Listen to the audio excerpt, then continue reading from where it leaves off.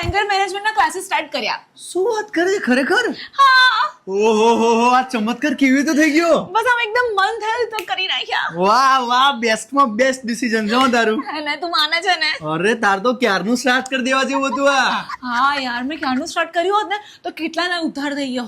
બસ તો હું બી એ જ કહું છું કેટલા લોકોનો ઉદ્ધાર થઈ ગયો હોત.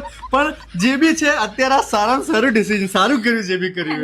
પણ એની ફીસ છે ને 5000 છે. અરે 5 શું 10 આપો તોય વાંધો ના આવે. બેસ્ટ કહેવાય આ તો. પણ 10000 રાખીશું, લોકો આવશે. એટલે અત્યારે 4 લોકો આવે છે જેમની પાસેથી 5000 લઉં છું અને બીજી 3 ઇન્ક્વાયરી પેન્ડિંગ છે અને પછી એ લોકોને 10000 કહીશ તો એ લોકો આવશે.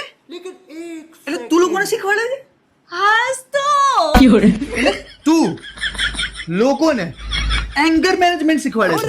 એટલે તને શું લાગે છે નથી કરી શકતું એમ? અરે તું જ કરી શકે એમ છે. તારા સિવાય કોઈ જ શીખવાડી શકે એમ નથી. બેસ્ટ હા. મને ગુસ્સો આવે.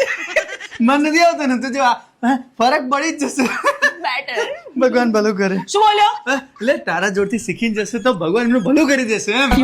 હા, અરે જ્યારે જો તમારું ડાયસન લઈને જતો રહે છે તારું આપણને ગાડી મૂકી દેશે.